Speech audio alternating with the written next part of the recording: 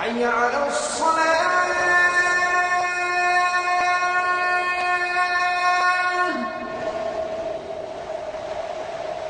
حي على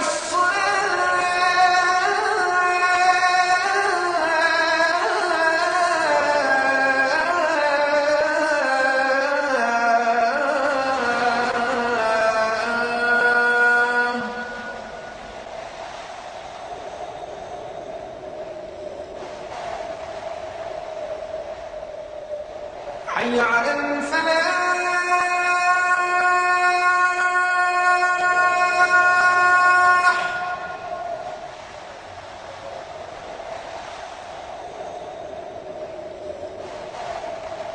حي على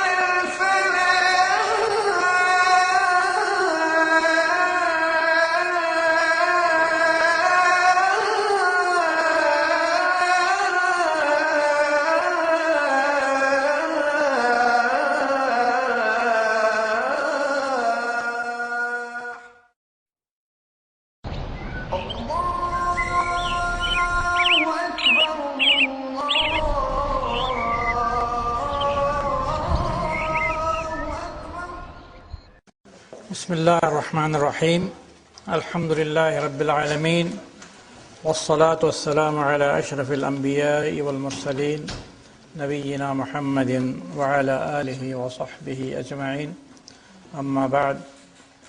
Brothers and sisters, Assalamu alaikum wa rahmatullahi wa barakatuh.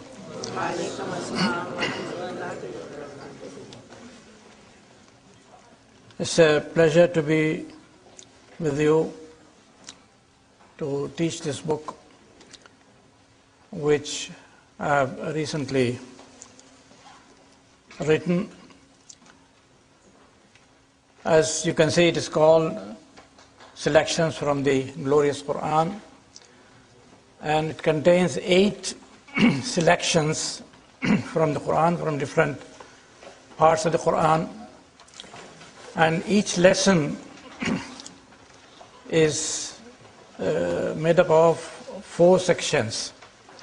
The first section is the text of the Quran, mere text of the Quran, but it has been taken from the Mus'haf al-Madinah. Mus'haf al-Madinah, published by the King Fahd Quran Printing Complex. But there is a special feature, and that is I have redistributed the text, because the text usually the words are close to each other, but I have distributed the words in such a way that they are very clear for those who want to read easily. That is the first section. Second section is lexical and grammatical explanations. Here I write the first line of the selection, write the translation into English, and then comes the lexical and grammatical analysis. If there are single words, they are explained, and grammatical constructions are also explained. Then I go to the second line and third line up to the end of the verses in the selection. The third section is additional notes, where I have added certain verses of the Quran, ayat, additional ayat, and information also. Sometimes I mention the meanings of certain words, Quranic words in the modern Arabic language, so that you get in touch with the language of the day also. And the last section is the exercises. Inshallah, we'll do that all that.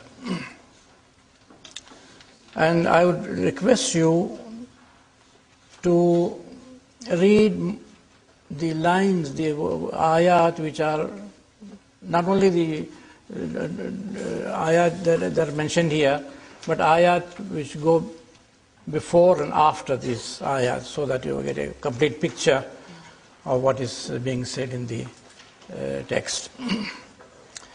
Now, before we start the book, I'd like to give a brief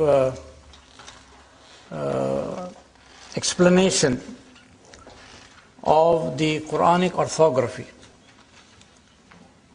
that is, spelling and the signs and symbols that are mentioned that are used in the Quranic text, because most of the people don't know this. The Quran has got its own orthography, its own spelling, and its own signs and symbols, which are not used in normal Arabic writing. So I'll start with that, because we are going to read the texts. And in the text, you'll come across these signs and symbols and spellings which are not usually used in the normal Arabic writing. So to be conversant with these peculiarities, I'll give you an explanation of these things. Quranic orthography. Now, the Quranic text that we use, if you take a page of the Quran, any page, it contains 4 elements.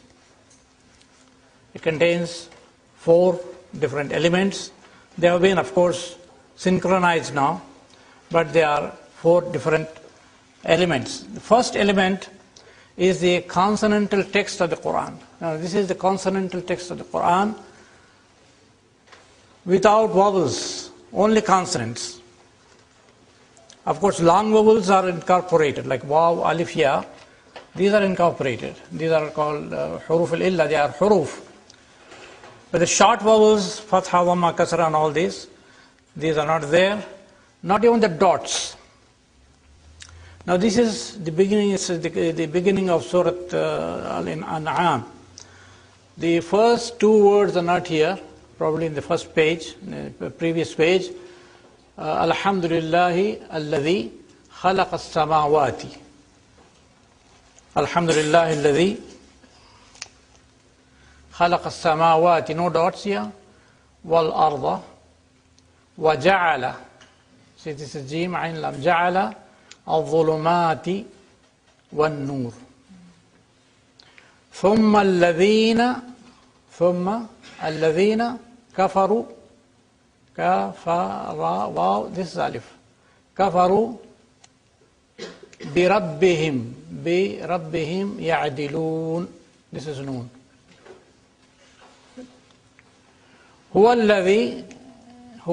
الذي خلقكم من طين ثم قضى أجلا. So alif is here and jim is here, next to the rest of the word. ثم قضى أجلا وأجل مسمى عنده. Dal here and ha here. عنده ثم أنتم تمترون وهو الله في السماوات تاهية وفي الأرض ضاد here يعلم, this is يعلم سركم وجهركم. Now this is the consonantal text which was prepared by or under the supervision of Uthman radiallahu anhu, and that is why it is called the Uthmanic text or Uthmanic codex, Al-Rasm Al-Uthmani. Al-Rasm Al-Uthmani. Please be clear that Al-Rasm Al-Uthmani does not mean a style of writing. It means the text as was prepared by Uthman radiallahu anhu, not by him, by his calligraphists, under his supervision. So the first element, when we say such and such text confirms to Al-Rasm Al-Uthmani, what does it mean? It means that the spelling of the words confirm to the Rasm Al-Uthmani by the text, confirms to the text prepared by Uthman radiallahu anhu. For example, as-samawat has no alif. So if you write as-samawat, waw and then alif, complete alif, it does not confirm to the Uthmanic text. But if you write without the alif or a short alif after waw, then it confirms to the Quranic, Uthmanic text.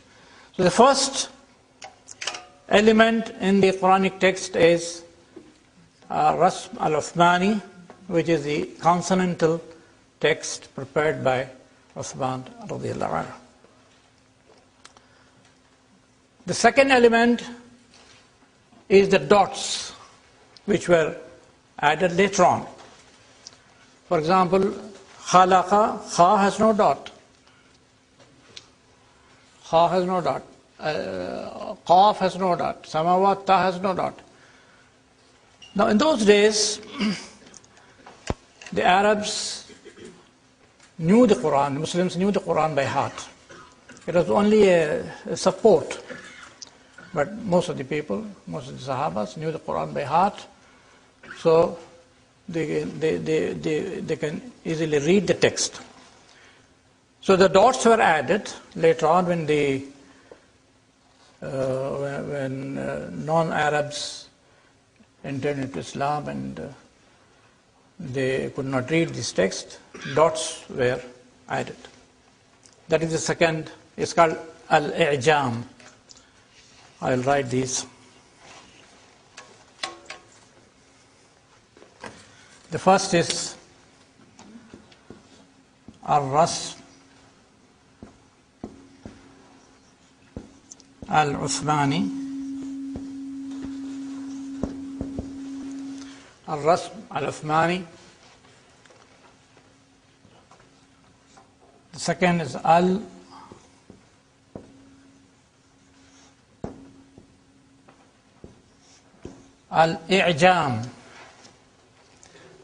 Al-i'jam is a masdar from which conjugation, which form? Yes, from the fourth form, a'jama, yu'jimu, i'jamun. I'jam is putting the dots. That is why a dotted letter is called harfun mu'jam. It is ism al-maf'ul, harf mu'jam. Harfun mu'jam is a dotted letter, like jim and kha, but ha, for example, is غير mu'jam. Harf غير mu'jam, undotted letter. Dal is غير mu'jam, dhal is mu'jam. Ra is غير mu'jam, zay is mu'jam. Sin غير mu'jam, sheen mu'jam. So al-i'jam is the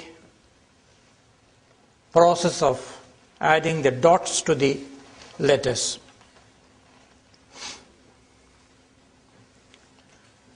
The third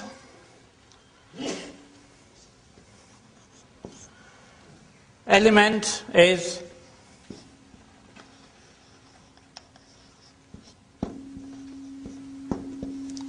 al-dhabt. Al-dhabt means the vowel points.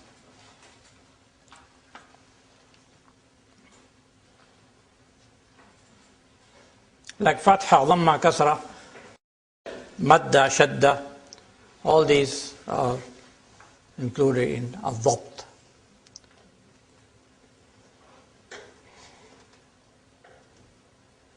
In the Indian subcontinent, they use the word al-i'rab, i'rab. That is not correct.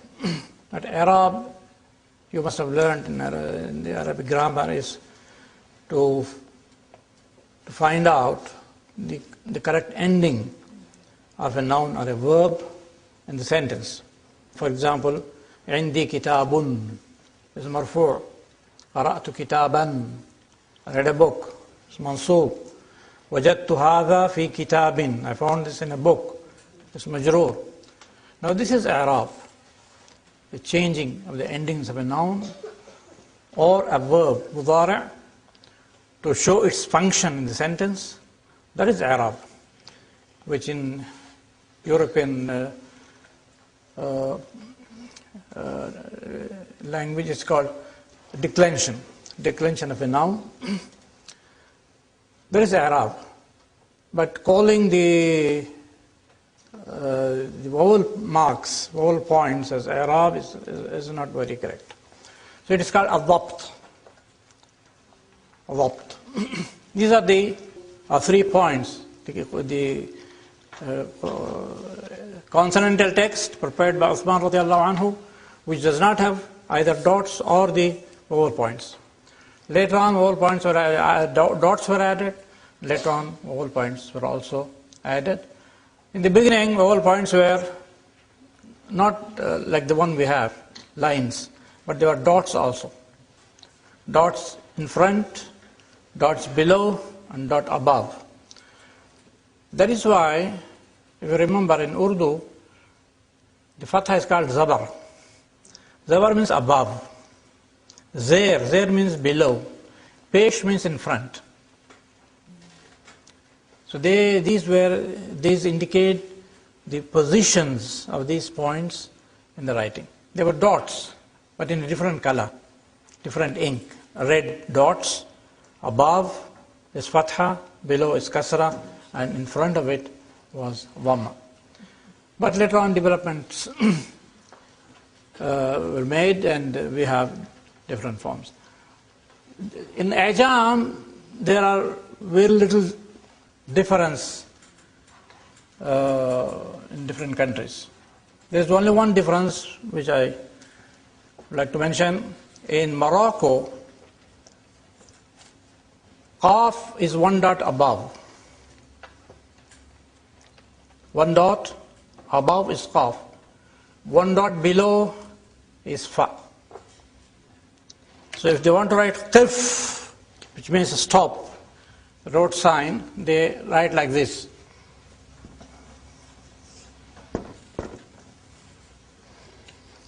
If you go to Morocco, be careful.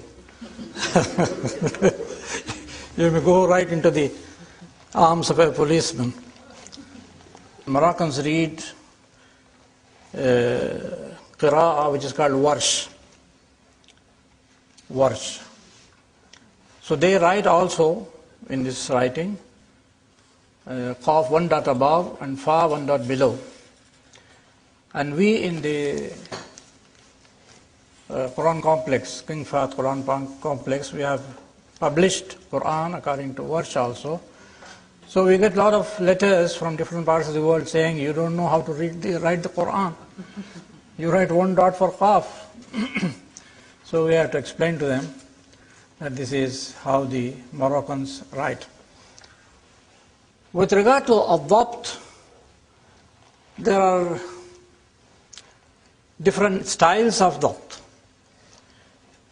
In the Indian subcontinent, there is one dhabt, which is not very different, but it's different from the dhabt system that is used in Arab countries. Turks, they have a different type of dabt. And Warsh in Morocco, it has completely different kind of dabt. It's all systems, different system, but it doesn't change anything.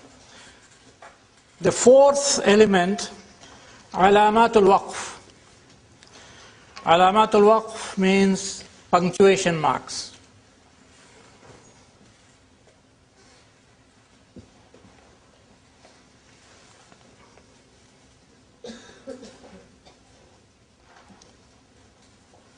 These are also, different countries have different systems. India and Pakistan, they have got a different system. In Arab countries, they have got a different system.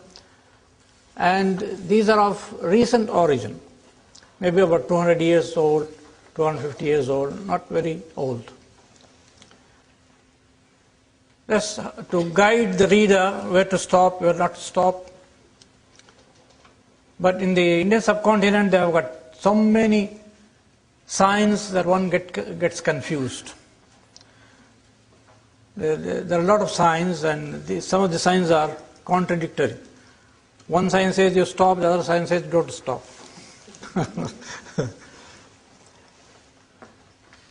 In the King Fahd Quran complex Quran, we have got only five or six. I'll explain to you later on when we come to that. Alamatul waqf. So these are the four elements that are contained in the Quranic text. So the very important thing is that it should conform to the Ar-Rasm al-Uthmani. Now, ulama have permitted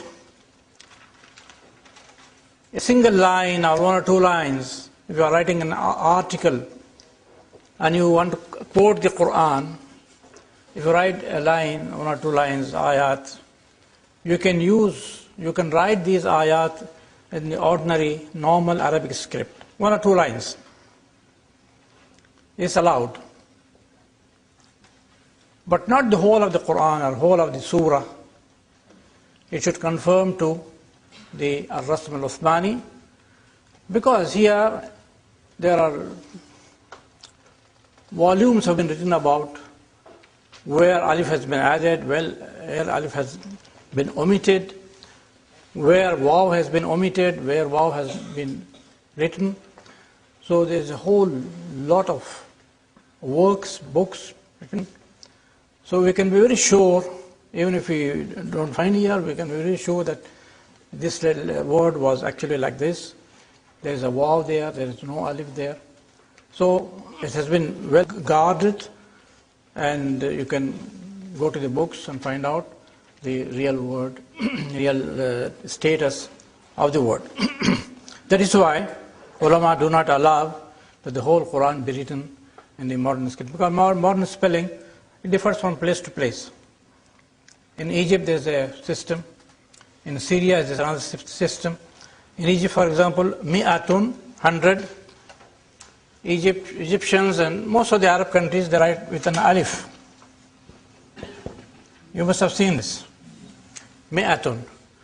But in Syria, they write like this, without alif.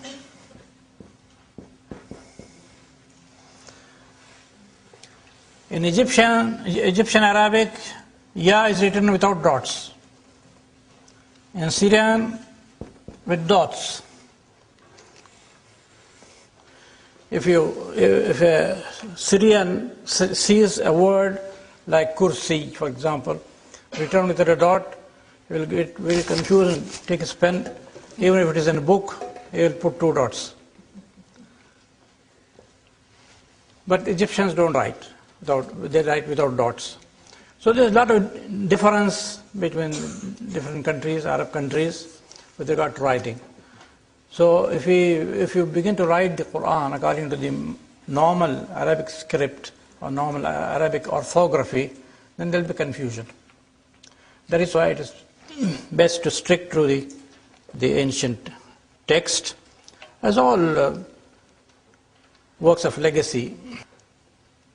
Now, next, we come to the signs and symbols that are used in the Quran, Quranic text, which are different from the orthography used in normal Arabic script. Of course, I'll give you some of the examples, but it will take a lot of time to speak to you about all these signs. The first sign, or the first difference, you see, Hamza plus Alif, we write like this. In normal script, for example, Adam, we write like this.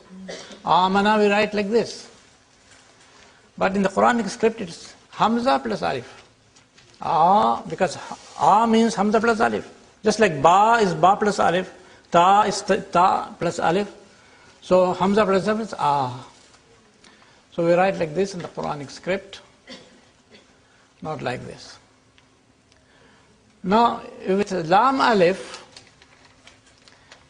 if the Hamza is placed on top of the Alif, it is Hamza followed by a Fatha. It is For example, Al-Amnu.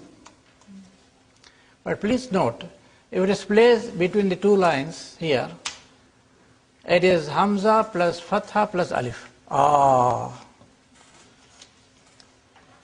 Did you get that? Yes. Because it is as if it is Alif, it's like this. Alif plus Hamza plus Alif, this is Hamza plus Alif. But if it's placed here, it is only Hamza followed by Fatha. This is Hamza, Fatha plus Alif. Akhiratu.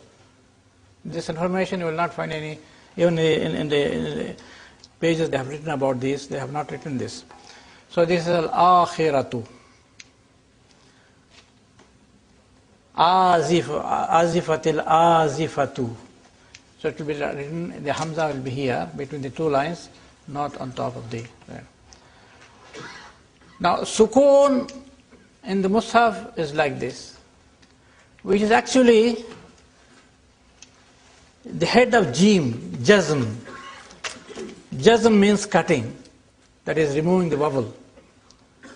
Ajrun, for example. So, this is head of Jim, which has been, of course, later on simplified to this. In normal Arabic, this is the Sukoon. But this in Arab, in the Quranic script, a small circle, means a letter which is not pronounced. Please remember this. Like Amanun, this alif is not pronounced. Ulaika, the waw is not pronounced. Ulul arham, ulul albab, the waw is not pronounced. So ulu will be written like this. Ulu. Ulaika also, the waw will have. Now there is another version of this circle. It's elongated. This is complete circle, this is elongated. This is usually placed on the word ana, but there are also a few more words. This means that the alif is not pronounced in continuous reading, but it is to be pronounced in the pausal form. When you pause, ana, you read the alif, pronounce the alif. But ana Muhammadun, ana talibun, then you don't pronounce the alif, as if it is Hamza plus Noon Fatha, ana, not ana. So it has two pronunciations. One in pausal form, where alif is pronounced, ana. Man ja'a, who came? Ana, with the alif pronounced, ana. But ana ji'tu, here you don't pronounce. So this elongated circle is placed on this word, and there are other words also. Now, if we have like this, noon without a sukoon, the next letter has a shadda. Noon has no sukoon, and the following first letter has a shadda. That means noon is assimilated in the next word, the following letter. So you don't pronounce min rabbika, you say mir rabbika. Mil ladunka, min ladun, mil ladun.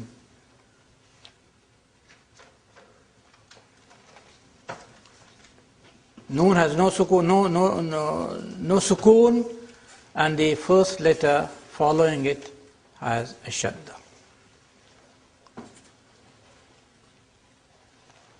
The next, noon has no sukoon, but the following letter has no shadda. Here it is partial assimilation. This is complete assimilation. Mir rabbika, noon completely is lost. It becomes ra. If it is followed by lam, it becomes lam, mil ladunka.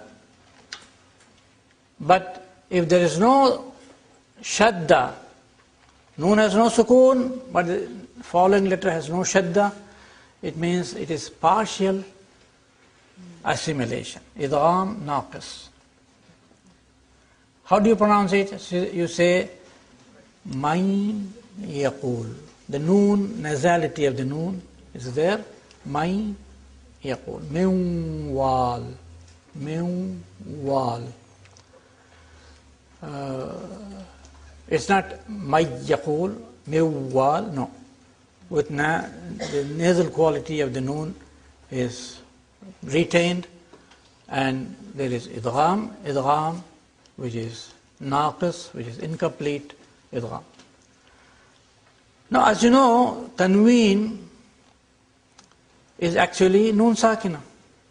If you say kitabun, you should have written ba, dhamma, noon sakin. But we don't write like this. We double the dhamma. Kitabun, kitaban, kitabin.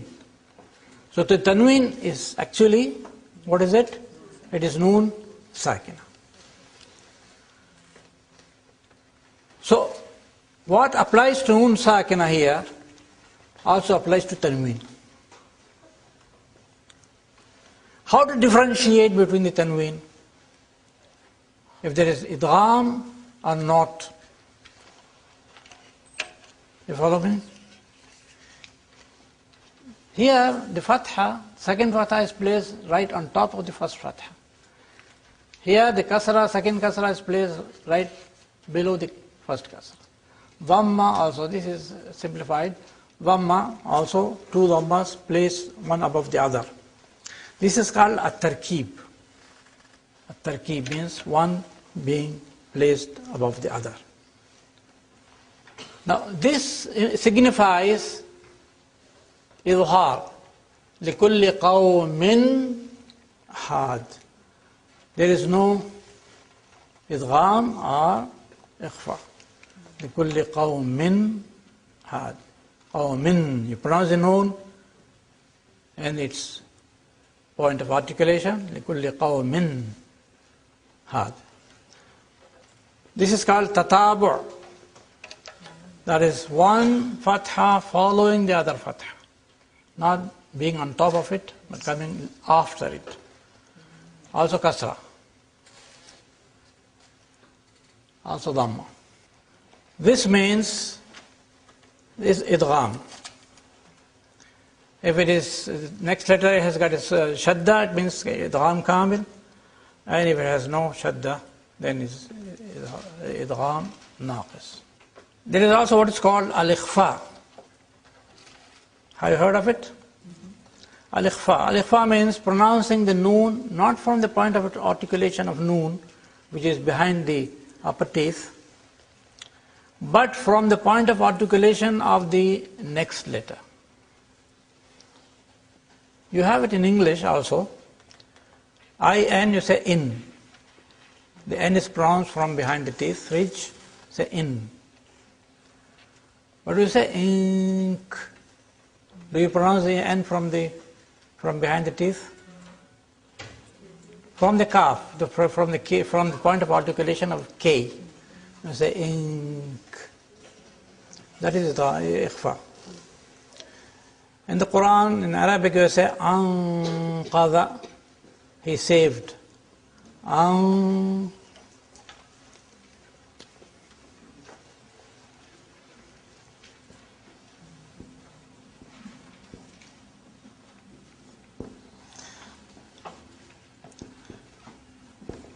Noon will not have sukoon because it is ikhfa.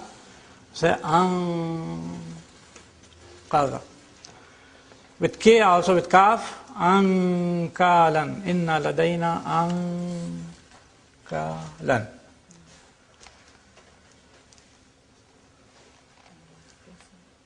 This is called al-ikhfa. Ikhfa means hiding the noon, the pronunciation of the noon, not from its point of articulation, but from the point of articulation of the following letter. In British English, M, when M comes before F, you say comfort, come. You don't say come. Comfort. In Arabic also you say anf. Nose, you say anf. This is ikhfa, anf. So these are two examples, and later on in the tajweed class, of course, you will learn this.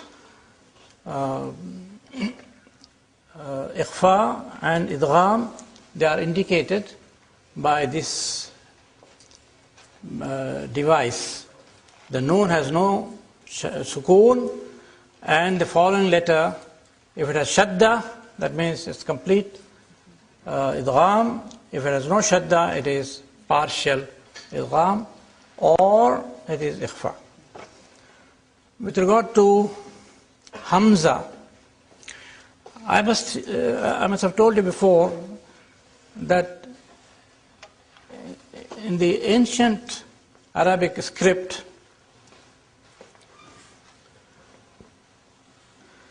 this was hamza. This was hamza. So if you write like this, it should be pronounced, how should it be pronounced? Ma, hamza, which means the closure of the glottis. You know, there are vocal cords. If they come together, the glottis is closed, then hamza is pronounced. Ma. But later on, when writing developed, we had waw for long vowel, qulu. We had ya for long kasra, fi, quli. For long fatha, what to do? They employed the hamza. They employed the hamza to indicate what? To indicate the lengthening of fatha. So we want to say ma, mim fatha. We want to say ma, mim plus alif. Okay, but we have already seen that mim plus alif is ma. How to differentiate? So what they did was, this ayn, they cut off the head of the ayn and put it on top of the alif. So if you write the hamza, the top of the head of the ayn, it is hamza. If you don't write, then it is alif. Alif means what? Lengthening of the fatha. So to differentiate between the original function of alif, the secondary function of alif. They had to differentiate. So the hamza, the ayn, the head of the ayn was placed on the alif to indicate hamza, and without the head of the ayn, it was alif. Alif means lengthening of the fatha. So ma was mim alif, and ma was mim alif with the head of the ayn. If the hamza is at the beginning of a word, it is either placed on top of alif or below the alif. When top of the alif, if the hamza has fatha or dhamma. For example, abun, the hamza is on top of the alif. Ummun, also on top of the alif. But ibratun, needle. Ibrahim, it should be placed below the alif. This is a normal Arabic script. Alif has, the hamza has two positions, on top of the alif or below the alif, only the first hamza. But in the Mus'haf, Quranic orthography, hamza wherever comes, if it has kasra, it will come below the ya. Either below the alif or below the ya or below the waw. So we say ulaika, the waw will have this circle, alif,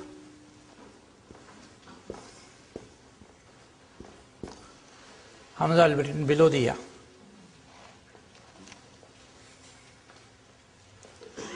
And even if hamza comes with the alif, at the end of the word, it will be written below the alif. So this is the speciality of the Quranic orthography. And also lu'i, waw, hamza comes below the waw because it is at kasra. Yes.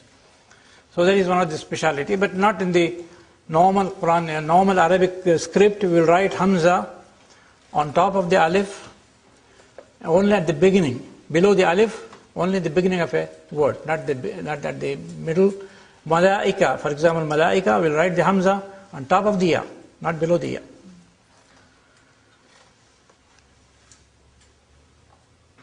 Now there is, I told you about this madda. This is called madda. Madda means stretching. Madda yamuddu, to stretch, and maddatun is the sign of stretching. Now in the Quranic Arabic, there is an extra lengthening of the vowels. Long vowels. Long vowels are what? Fatha, alif, waw, ya. Kitabun, alif. Fi is ya. And qu anfusakum, qu is waw. And long vowels are equal to two short vowels. So kitabun, ma for example, mim has got ma, one fatha, ma, it equals to the length of period as two fathas. The same way fi is two kasras, qu, two dhammas. But in the Quran, Quranic Arabic, there are certain situations where these fatha, alif, waw and ya receive extra lengthening. And this extra lengthening is shown by this sign.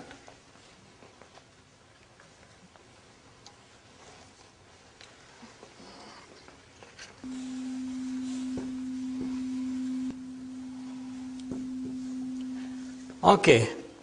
When do the long vowels receive extra lengthening? Two things. Number one, when they are followed by a hamza.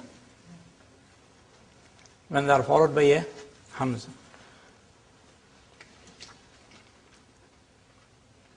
For example, ma'un. In normal Arabic we say ma'un, but in the Quranic Arabic we say ma'un. Either 4 vowels or 6 vowels. Ma'un, ja'a. And that is to bring out the hamza, otherwise the hamza will get lost. Ma'un. Hamza is a very difficult sound to be pronounced. So it has to be brought out, pronounced clearly, so the vowel is lengthened. Ma'un, ja'a, waw, su'un. Ya, ji'a. So this vowels, the madda in Quranic orthography signifies extra lengthening. It does not signify hamza plus alif.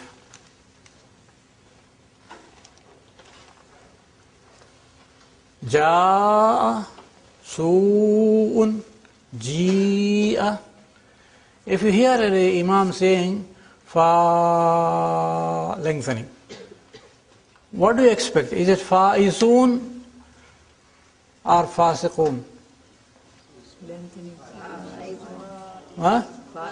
It must be fa'izun because hamza. It can't be fasiqun. Fasiqun without lengthening, fasiqun, but fa'izun. This is the first thing. Second,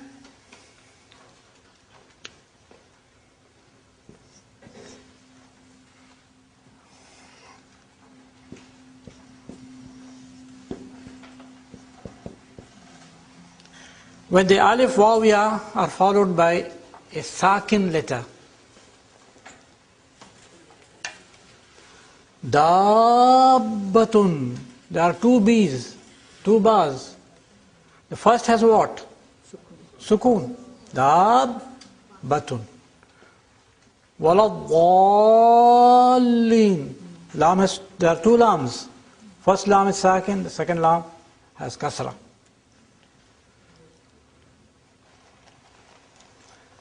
There are certain letters of Arabic whose name ends in sukun. Like this letter, noon. Noon, waw, noon. What is the last letter? Noon. Sakin or mutaharrik? Sakin. So it also has lengthening, noon. In the Quran. Qaf, kaf, ha. Ha does not end in sukun. Ha. Like in kaf, ha. Ya, no sukun. Ain, there is sukun. Sad, there is sukun. So extra lengthening, the letter, the alif, waw, ya receive extra lengthening if they are followed by what? Hamza or sakin letter, or sukun.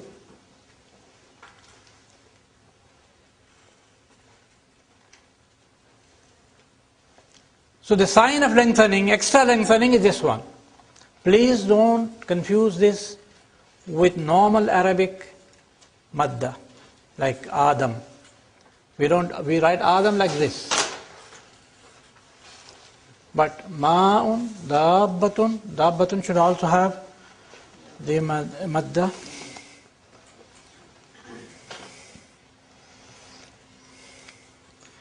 Here one more point. If the alif, waw, ya are in one word and the hamza is another word, then you have got a choice, either to lengthen or not to lengthen.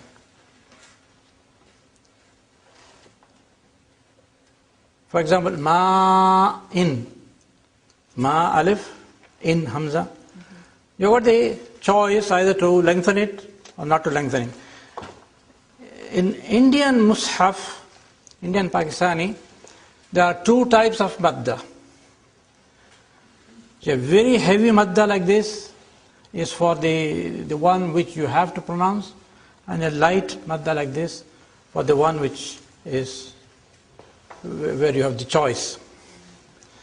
But in the Middle Eastern Mus'haf, there's only one type of madda, and then the differentiation have to be learned by the reader.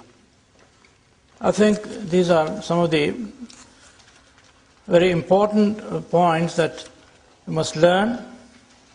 Suffice with this and go back and go to the alamatul waqf, the punctuation marks. The punctuation marks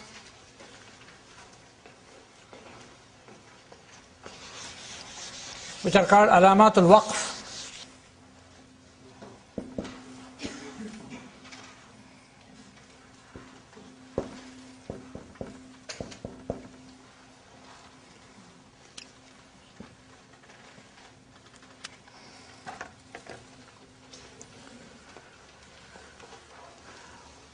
One, two, three, four, five. These are the 5 signs that are used in the Madinah Mus'haf.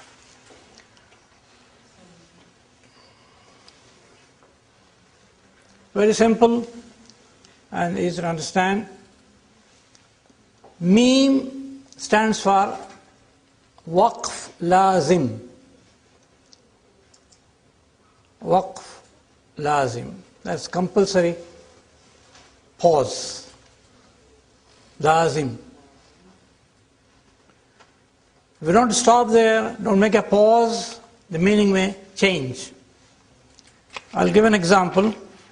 The ayah, إِنَّمَا يَسْتَجِيبُ الَّذِينَ يَسْمَعُونَ. Then comes, وَالْمَوْتَى يَبْعَثُهُمُ اللَّهُ. إِنَّمَا يَسْتَجِيبُ الَّذِينَ يَسْمَعُونَ. Only those who hear respond. إِنَّمَا يَسْتَجِيبُ الَّذِينَ يَسْمَعُونَ. Only those respond who hear. وَالْمَوْتَى يَبْعَثُهُمُ اللَّهُ. And the dead, Allah will raise them up. If you don't stop here, إِنَّمَا يَسْتَجِيبُ الَّذِينَ يَسْمَعُونَ وَالْمَوْتَى. That means those who hear and the dead respond. So the meaning changes. So there are a few places where you will find meme, which means lazim, you have to make a stop. It is compulsory, mandatory. Jim means waqf jaiz.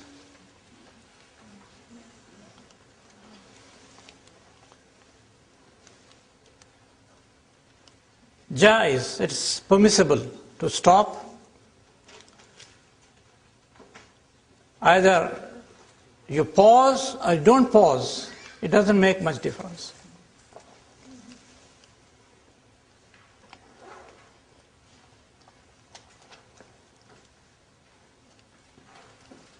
This is a short for al-waqfu awla. Al-waqfu awla.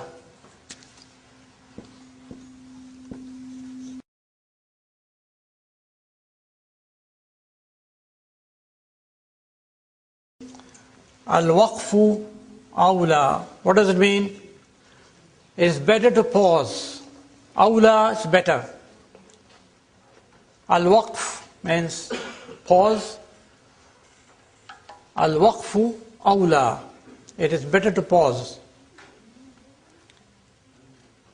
That means it is not wrong to continue. It's better to pause. The meaning will be clearer if you pause there. The second one means, is a short for al-waslu awla. Al-wasl, continuation. Al-waslu awla, continuation is better. To continue is better, but if you don't continue, if you pause, make a pause there, it's not going to change the meaning.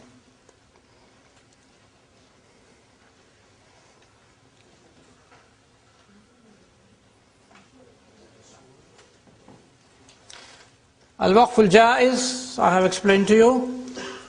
And then these three dots written twice, they are called al-mu'anaqa.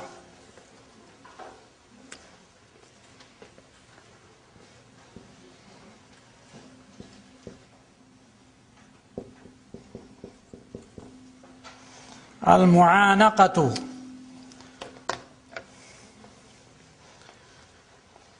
It literally means embracing. From unuq. What does unuq mean? Neck.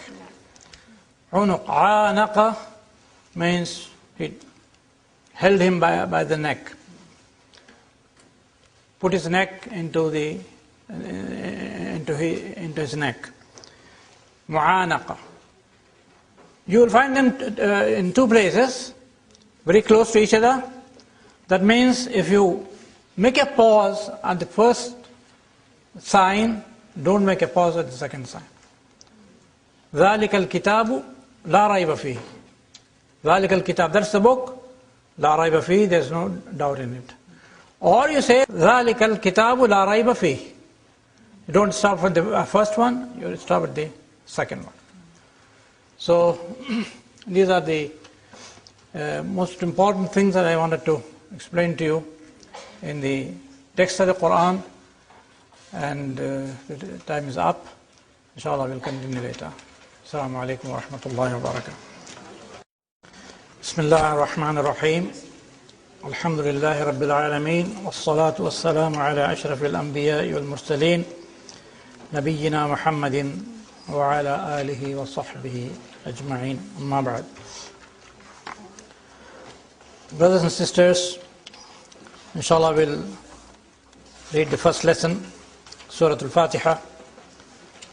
First of all, we will listen to a recitation of this surah, inshallah. Bismillahir Rahmanir Rahim. Alhamdulillahi Rabbil Alameen. Ar-Rahmanir Rahim. Maliki Yawmiddin. إياك نعبد وإياك نستعين اهدنا الصراط المستقيم صراط الذين أنعمت عليهم غير المغضوب عليهم ولا الضالين.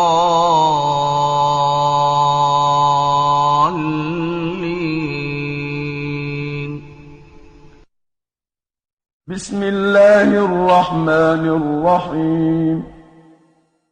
الحمد لله رب العالمين. الرحمن الرحيم. مالك يوم الدين. إياك نعبد وإياك نستعين اهدنا الصراط المستقيم صراط الذين أنعمت عليهم غير المغضوب عليهم ولا الضالين.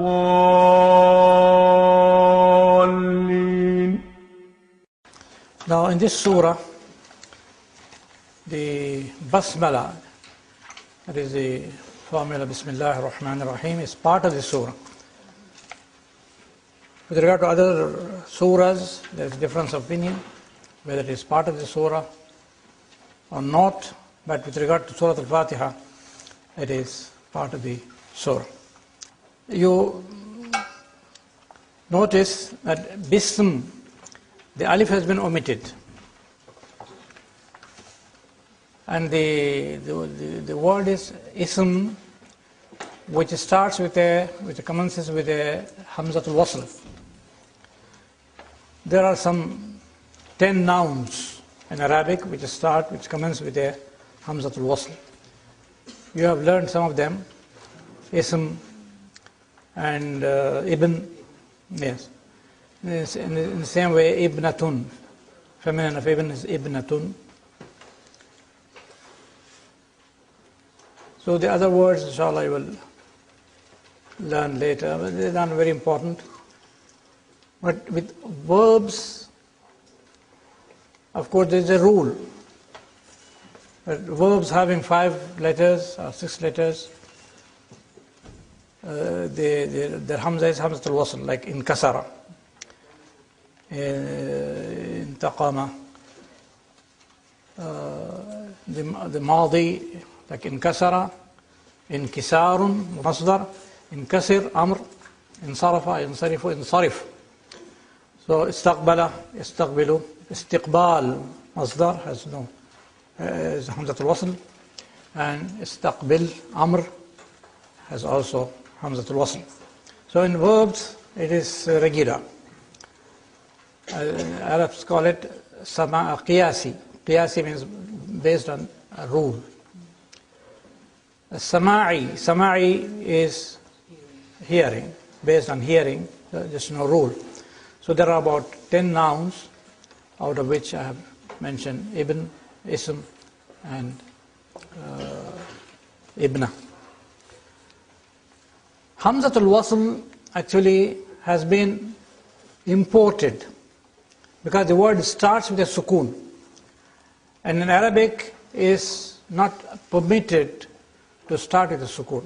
Of course, in English language you have star, for example, speed. So you can start with a sukoon, but in Arabic it's not allowed.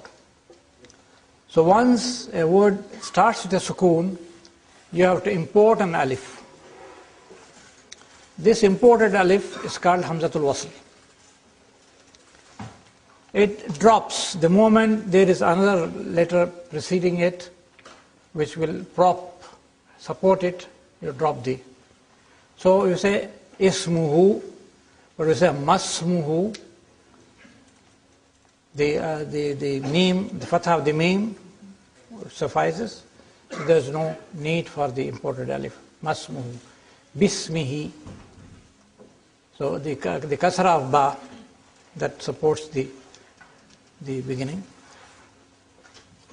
But usually the alif is retained in writing. But in the Quran, especially in Bismillah ar-Rahman ar-Rahim, Basmala, it is omitted because of its constant use. It is omitted, but I have given example for Sabbih Bismi Rabbikal Azim, where alif is retained.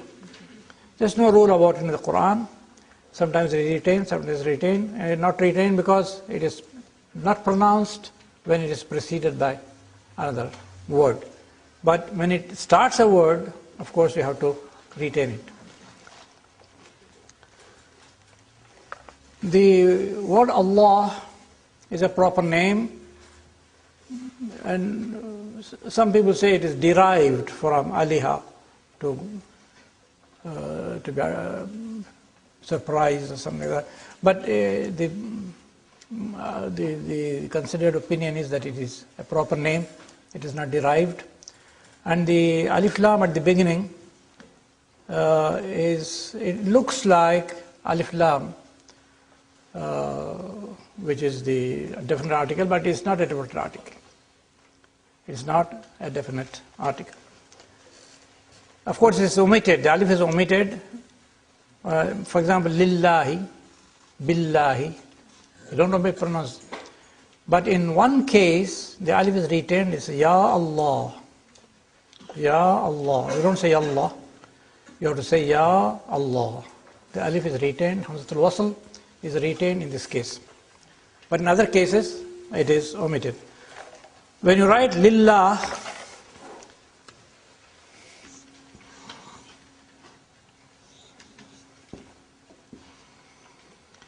Allahu, if you want to write lillahi, for Allah or belonging to Allah, what do? You just omit the alif. It becomes lillah. But in India and Pakistan, you will find lillah written like this. with another lam, which is wrong. There are a lot of mistakes in the Indian subcontinent with regard to Arabic, prevalent there, and unfortunately nobody corrects them. And so one of them is this, lillah, it's being written with 3 lams, which is wrong. So if you want to write lillah, just remove the alif, it becomes lillah. So Ya Allah, Hamzatul Wasl is pronounced Hamzatul Qata'. If you remember, Hamzatul Wasl or Hamzatul Qata'. Hamzatul Qata' is pronounced always like Anta, Ana wa Anta. But Ibnun, Hadha Ibni, you say Hadha Ibni, Ayna Ibnuka, Masmuka. The alif is omitted. And in the Mus'haf, the Hamzatul Alama, the sign of Hamzatul Wasl is always written. In normal Arabic orthography, it's not written. Only in certain cases to show or to teach. But normally, the sign which is called Sila is omitted. But in the Mus'haf, somebody asked me the meaning of Mus'haf, so I'll explain to you. Al-Quran and Mus'haf, we have got 2 words. Mus'haf is the printed form of the Quran, or the written form of the Quran. That's why you can speak of, in the Mus'hafun, I've got a Pakistani Mus'haf, I've got a Saudi Mus'haf, I have a German Mus'haf, but we can't say I have got a Pakistani Quran, no. In Arabic, we say, Indi Mushafun Kabirun, or Mushafun Saghirun. I got a large copy, a smaller copy. Indi Mushafun Pakistaniyun, Mushafun Saudiyun. We won't know it's a Quran. We say, Ja'a fil Qur'ani. Ja'a fil Quran. Quran, it's used in the Quran. But when you speak of spelling, you say, it is written like this in the Mus'haf, because it has to do with writing. So there's a difference. The Egyptians don't use the word Quran, because Qaf for them is a problem.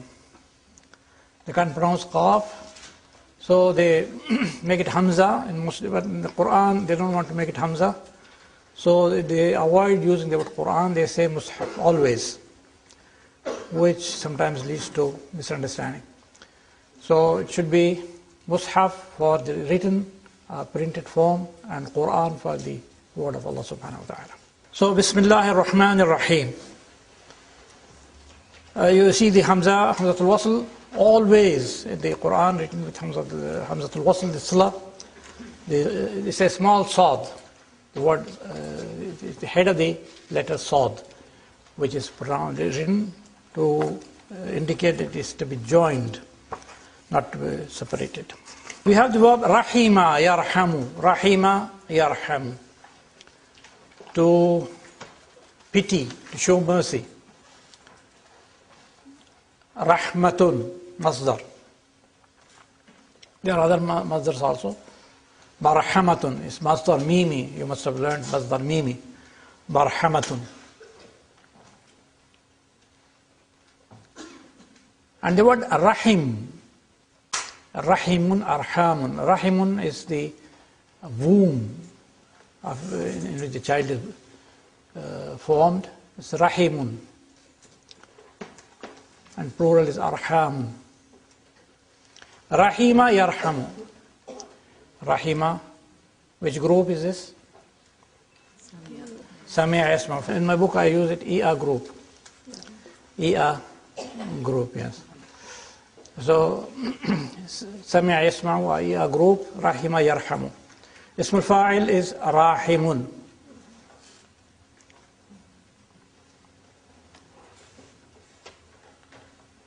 But you know, Rahima is an action which does not have a beginning and an end.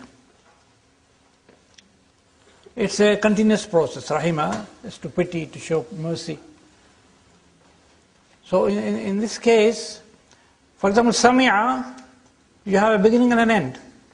You hear and then you stop hearing. Akala, you have a beginning and an end. Shariba, you have. But Marida, he fell sick. You can't say in which point of time he fell sick. So you don't have Ismul Fa'il from verbs which do not have a beginning and an end point of time. You have Rahimun, but that's not very often used. Rahimun, one who shows mercy. But the word Rahimun, you know the word Fa'il, the pattern Fa'il shows an inherent quality that is in the person. Like Karimun, noble. This nobility does not start and end. Sakhiyun, generous. So Rahimun is a ismul mubalagha, Seerah al-mubalagha, and also Rahman. As you have seen before, the pattern fa'alan signifies a momentary action. Atshan, thirsty. Jaw'an, hungry. Ghadban, angry. All momentary actions. Mostly, not kaslan. Kaslan is a continuous process. So, Bismillah ar-Rahman ar-Rahim, the two aspects of Allah subhanahu wa ta'ala's attribute of mercy.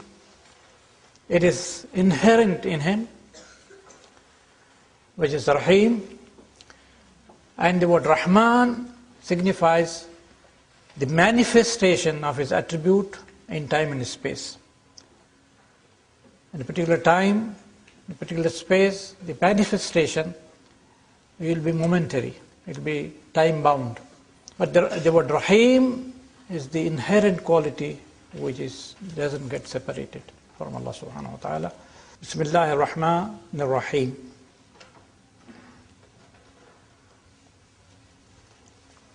The next ayah, Alhamdulillahi Rabbil Alameen, Hamida Yahmadu, also a group. Hamdun, Hamida Yahmadu. Hamidun, Ismul Fa'il, Ismul Maf'ul, Mahmudun. The Fa'ala, Hammada, means to praise excessively. Hammada. What will be the Ismul Maf'ul from this? Muhammadun. Muhammidun, one who praises excessively, and Muhammadun, one who is praised excessively. So Muhammad is the Ismul Maf'ul from Hammada, second conjugation, second form. But from the first form, Hamidun, Ismul Fa'il, Mahmudun, Ismul Maf'ul. Now with regard to Al, we have learned in the book that it is definite article, but there are different three kinds of Al, which I will explain now. The one that we have already learned is called Alif Lam al-Ahdiyya.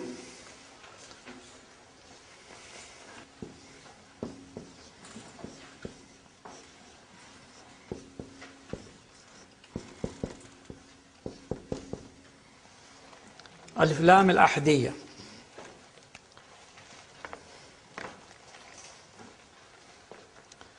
Al-Ahd means reference, previous knowledge, acquaintance. So Alif Lam al-Ahdiyya refers to a thing that is already known to you and known to your listeners or readers. If you are reading a book, When I speak to a man and says, Ja'a rajulu, the man came, that means you know him. And your listener also knows him. Otherwise, if you say Ja'a rajulu, if you say, he will get confused. May I ask you, whom do you mean?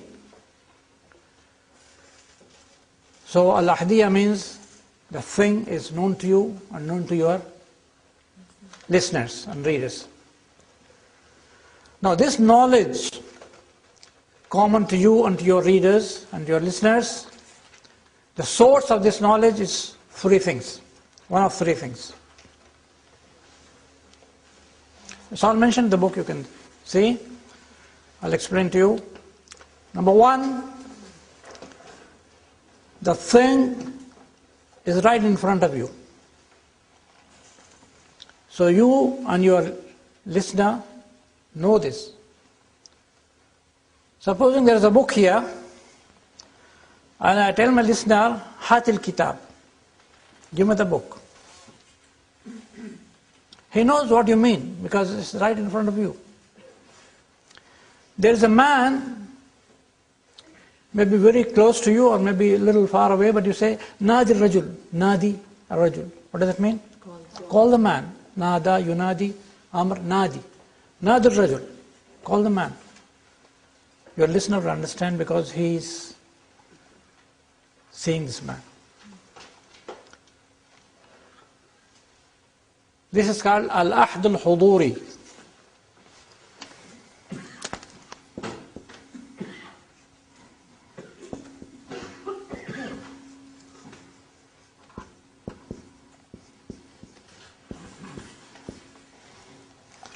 Al-Ahd al-Huduri. Al-Huduri means presence. You know him because he is present right in front of you, either the book or the man or whatever it is. So Al-Ahd al-Huduri. This is one source of common knowledge between you and the listener.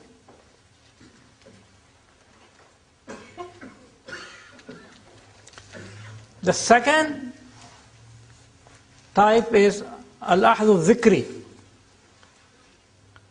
The object or the man or the person has been mentioned before, either by you or by the listeners. So, second time you refer to him. For example, you say, Ja'ani rajulun. Ja'ani rajulun. A man came to me. Now here, he is unknown to you. Then, second sentence you say, وَالرَّجُلُ كَانَ غَضْبَانَ. The man was angry. Now, كَانَ الرَّجُلُ غَضْبَانَ. He has already been mentioned, so you know him. So it is called Al-Ahd al-Dhikri.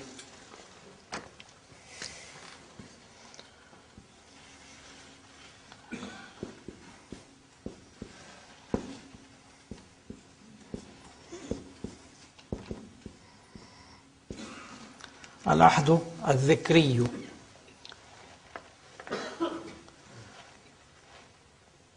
That is knowledge gained by mentioning him or his being mentioned before. Ishtaraytu kitaban. I bought a book. Wal kitabu mufidun jiddan.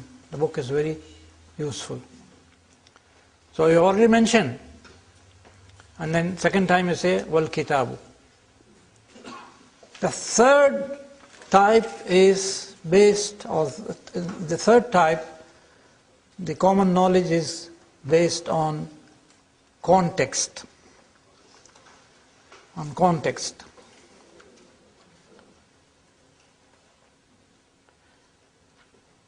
So when you tell your friend, I'm going to the office, you know which office he means, because he knows that he works in a particular office. We say, I'll ask the friend. They know which friend he's meant. His previous, from the context, they will be different. Supposing in a grammar class, there's a question in grammar. So the students, one of the students says, Nas'alu shaykha, nas'alu al-shaykha. We'll ask the teacher. That means the grammar teacher, not the Quran teacher. Because the context determines what you mean. But in the Quran class, we say nas'alu al-shaykha, that means the Quran teacher. So that is called al-ahd al-zihni.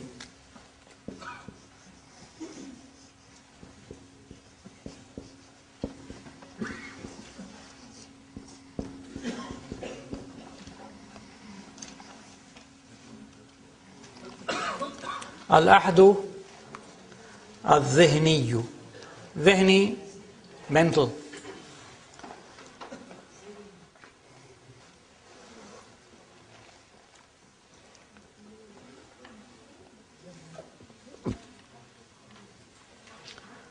So all these three types are alif lam al-ahdiyya, referential alif lam.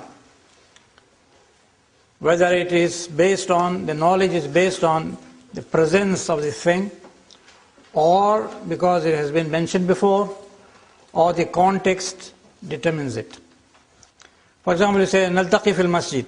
Naltaqi fil masjid. We will meet in the mosque. You know in which mosque you both meet. So, need not explain. So, naltaqi fil masjidi. Somebody else, when they say naltaqi fil masjid, it's a different mosque, not the same mosque. So it depends upon the context. So this is one type. Another type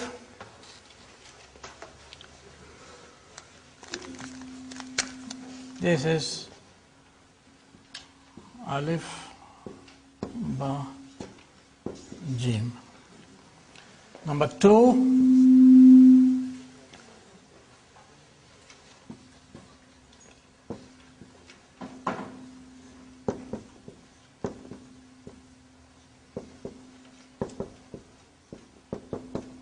alif lam al-jinsiyatu.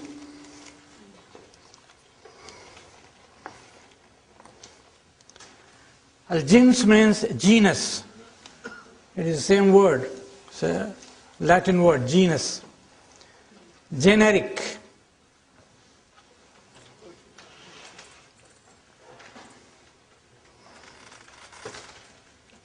Now, when you use alif lam, this type of alif lam has nothing to do with previous knowledge.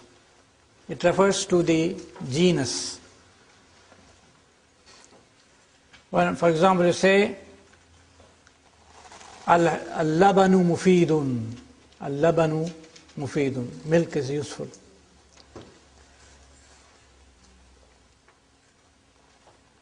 Al-inabu aghla min at-tuffahi. I don't know whether the rates are. Al-inabu, the grapes are aghla, more expensive, min at-tufahi, than the apples. Means the genus, not a particular thing which I know, you know. It means what is known as inab, what is known as tufah.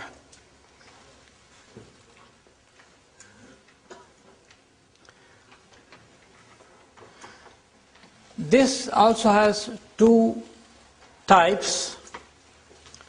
One type is known as listighraq al-jins, alif lam al-jinsiyya, listighraq al-jins. I'll explain to you. It means when you say al-rajulu, it means every member of the genus. Sometimes, not always. For example, you say al-insanu yamutu. Al-insanu yamutu. Man dies. Does it mean every insan? Every human being? Yes, of course. Yeah. Yes. So al-insanu yamutu. Here al-insan, alif lam is al-jinsiyya, listighraq al-jins, to comprehend all the members of the genus.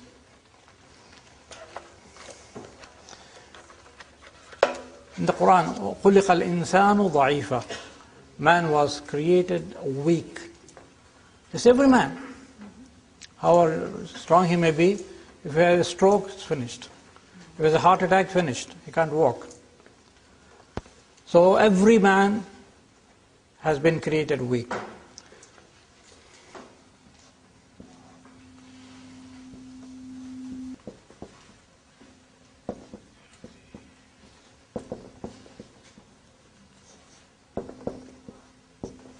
الاستغراق الجنس.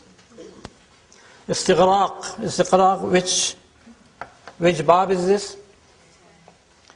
Bab 10. Istaghraqa. Ghariqa means to drown, to get drowned. Istaghraqa means to be completely covered.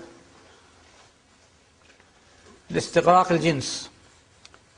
Example, as I told you, al-insanu yamutu, man dies. It means every man dies. All human beings die.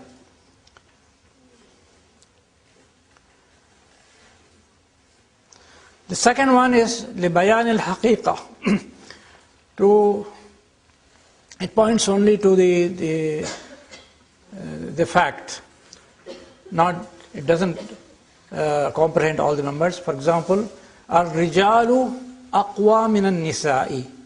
الرِّجَالُ, men, are stronger than women. Does it include all men and all women? No. Yeah, some women are stronger than men. Yeah. So it's to state the fact generally as a rule, but doesn't refer to every member of the genus. لبيان الحقيقة.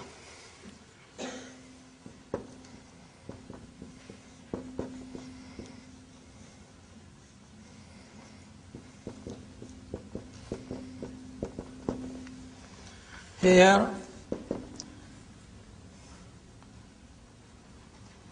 al-insanu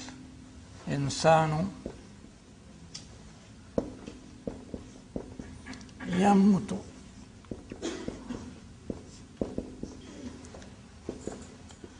الرجال أقوى من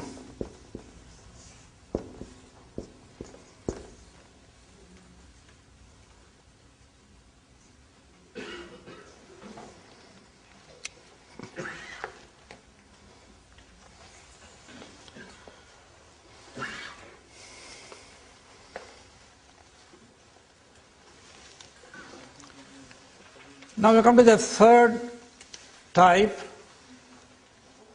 which is called al-zaida, extra L. Extra L.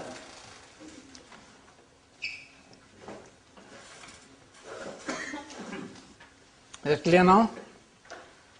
The istighraq al-jins means you can use the word every instead of al. Kullu insanin yamut. If you say like that, it will be correct.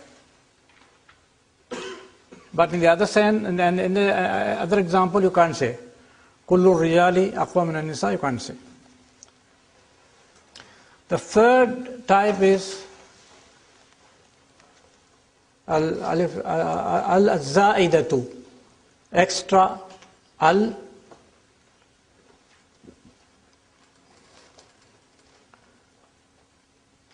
This means that certain words, Arabic words, have al, which cannot be separated. They don't mean anything. For example, you say alladhi, you got al there. Alladhi, allati, alladhani, there's al. In the same way, you have al-qahiratu, the Cairo, which has got al-qahiratu. Some countries, names of human beings, countries. Now Pakistan, some Arabs say Pakistanu, some Arabs say Al-Pakistan. So they add alif lam But certain countries, there is consensus. Al-Brazil, the Al-Yaban. They don't remove Al from Yaban, Al-Yaban. Al-Hind. Al-Hind is very old, ancient. From the pre-Islamic times, they say Al-Hind. So these are extra alif lam. You can't remove them. They don't have a special meaning. They don't add to the meaning, as we have seen in other places.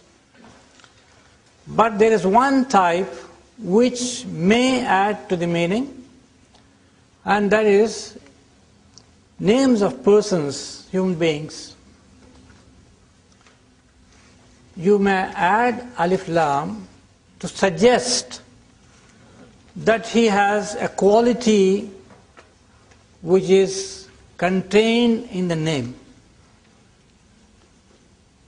For example, there is a name Asad. Proper name, Asad. What does it mean? Lion.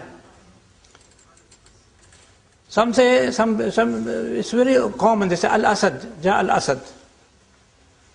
If you use Al-Asad, you want to suggest that it has got the qualities of a lion. To suggest. Al-Fadlun, Fadlun is favor. You also say Al-Fadlu. Show that he has got this quality. Abbasun. What does Abbas mean? Frowning. What I mean? Abbas is a mubalagha, always with a frowning face. Abbasun, Abasa ya'abasu. Abasa wa tawalla. Abus. Abus is also one who is always frowning. In the Quran, the day of judgment, they refer to as Abus and Qamtarira. It's a frowning day.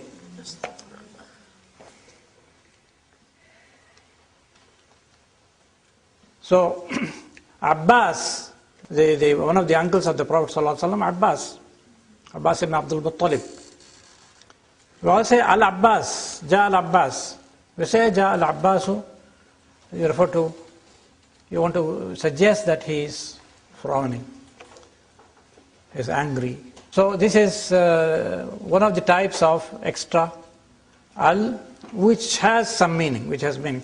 But here also, one does not have a choice to always use, but it's limited to the Arab use of this Al. For example, we don't say Al-Muhammad. We never say this. But Al-Abbas, Al-Fadl, Al-Asad.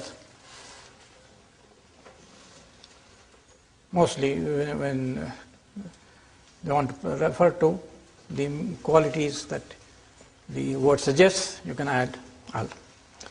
Now in Alhamdu, if you see the Urdu translations, or even some of the English translation, will say Alhamdu means all types of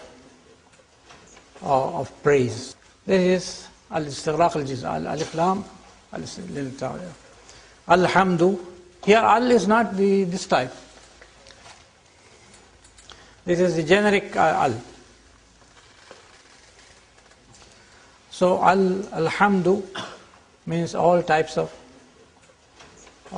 praise. There is a mubtada, alhamdu.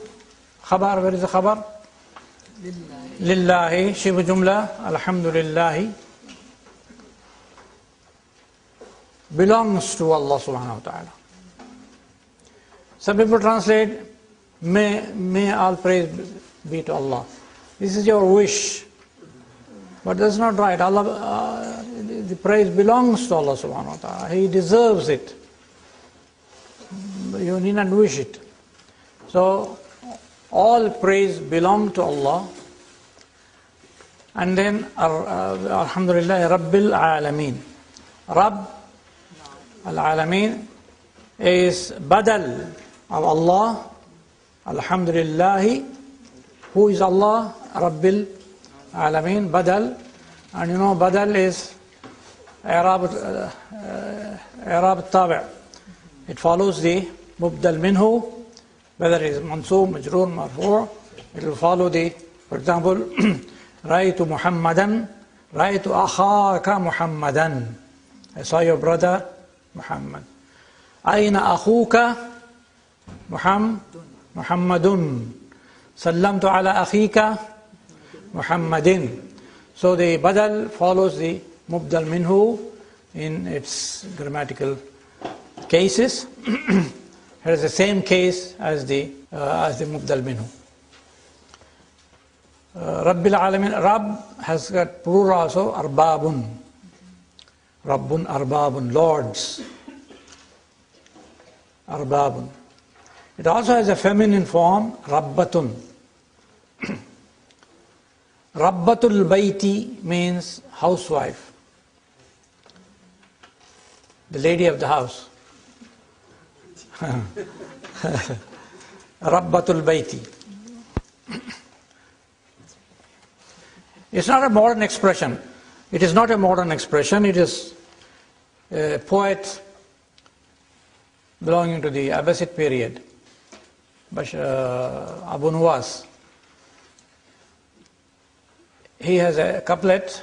He had a maid at home, and she said, you write qasidas, you write odes in praise of the kings and the ministers. Why don't you write something about me? So he said, okay, I'll write.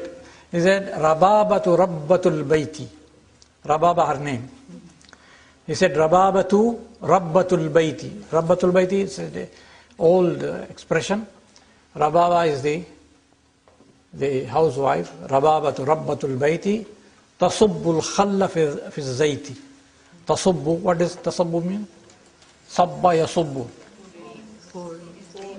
To pour. To pour. Sabba yasubbu. Tasubbul khalla fi zayti. Khal, what does it mean? La khallun. Who knows? Tasubbul khalla fi zayti. Al khal is vinegar. Al khal.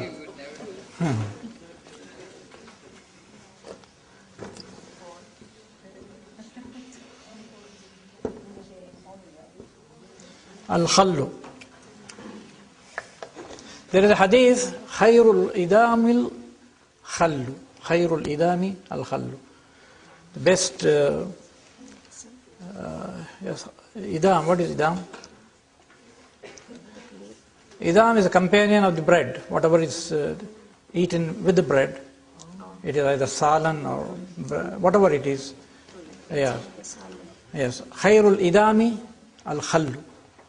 Vinegar is the best companion of the bread.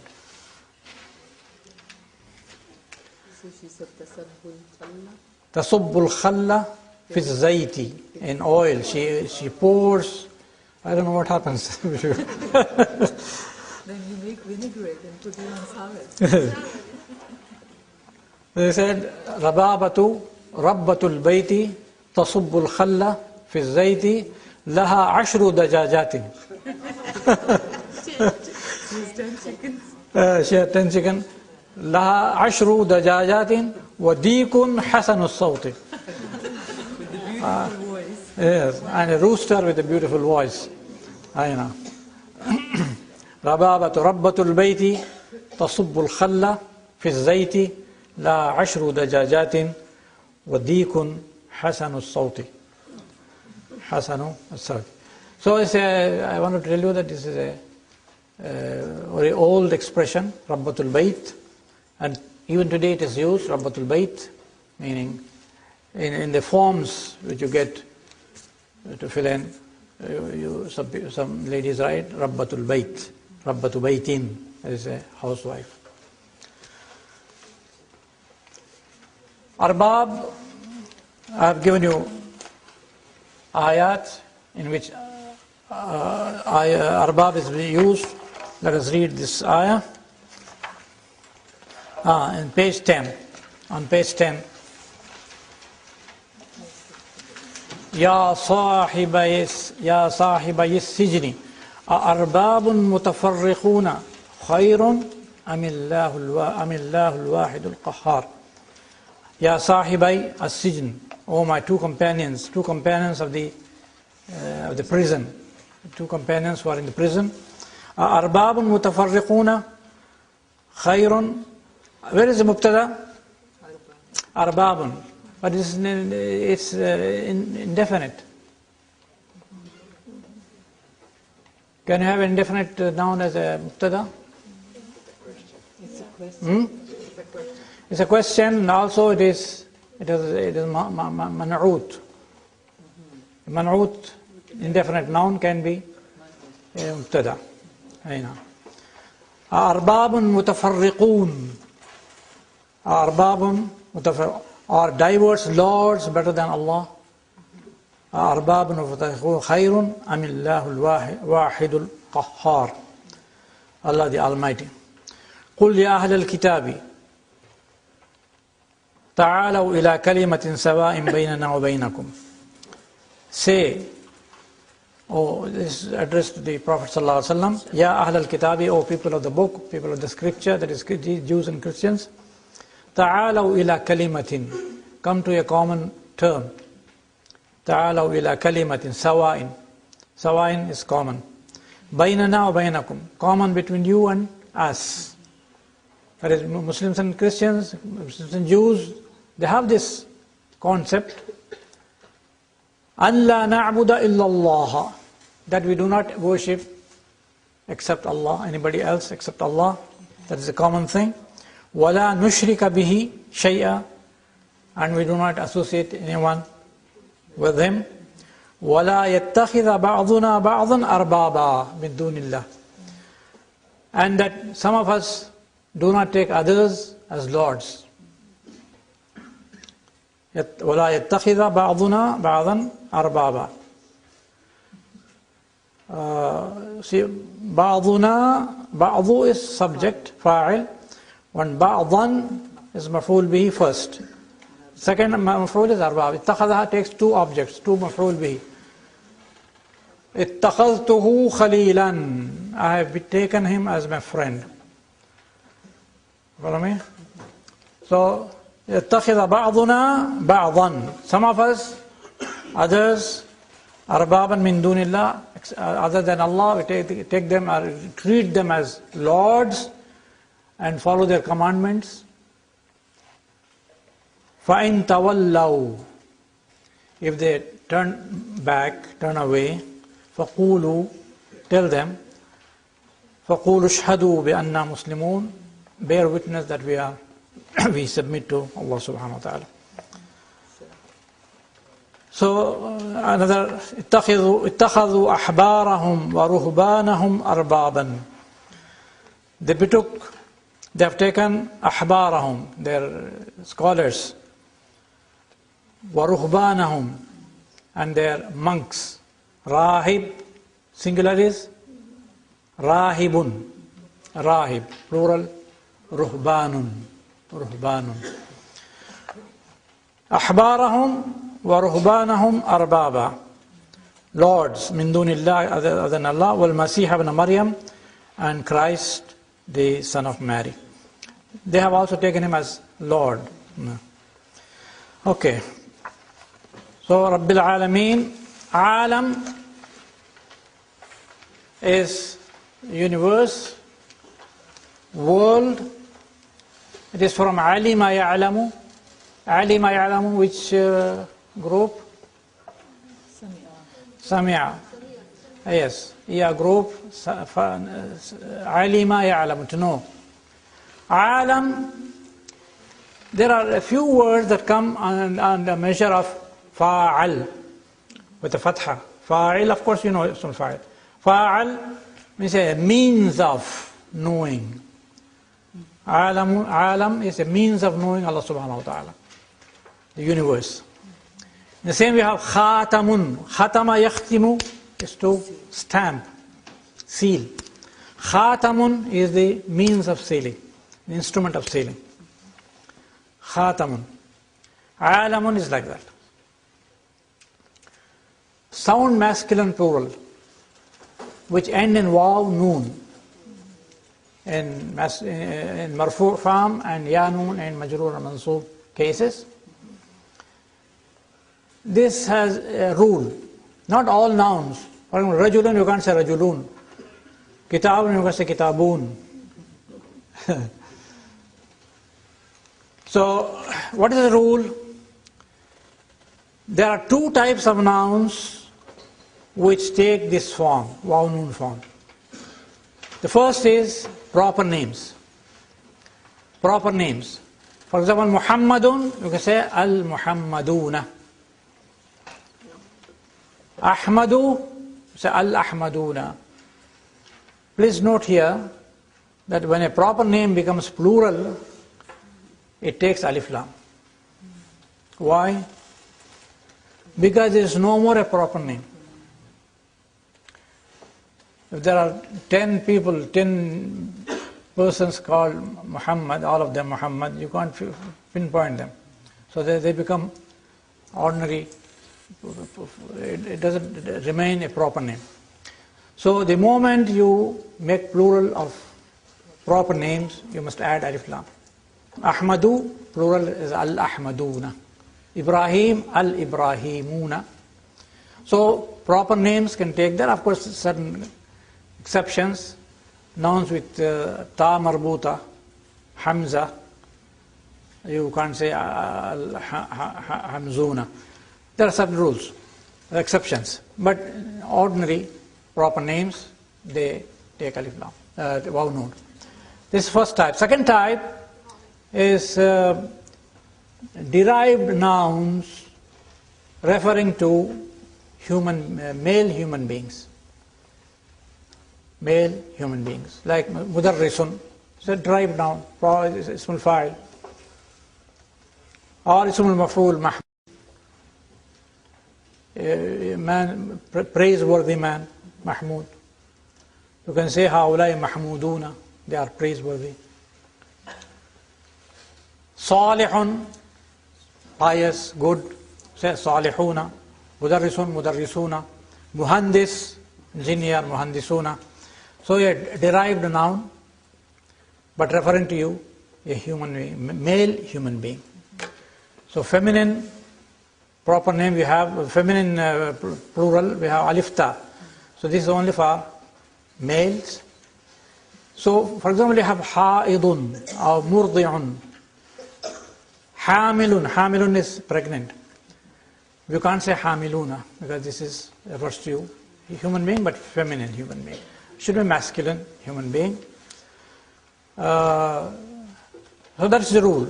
But there are certain nouns which take the waw noon and ya noon as an exception. One of them is alam. Al-alam, plural is al-alamuna. Worlds, creations.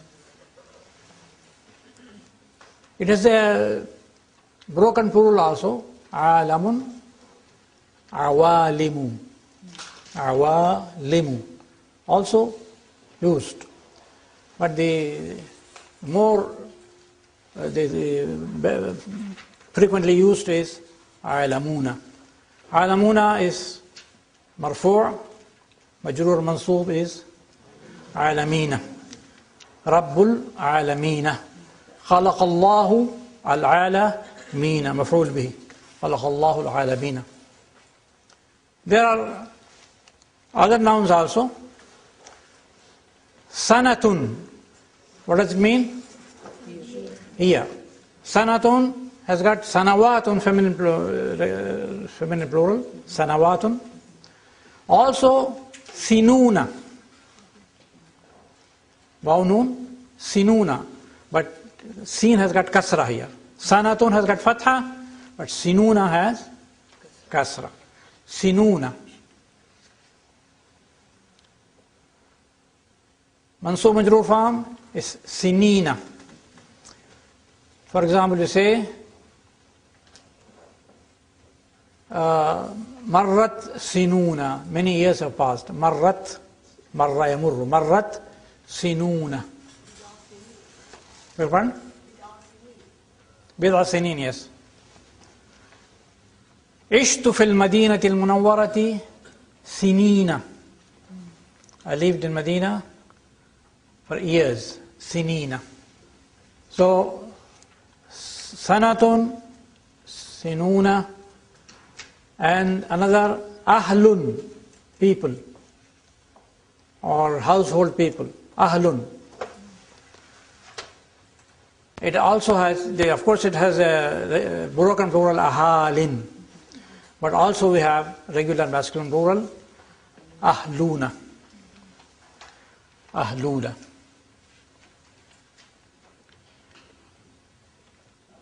Ya ayyuhalladhina amanu qu anfusakum, save yourselves, wa ahlikum, and your household, an-nara. Qu anfusakum wa ahlikum. So where is the noon gone?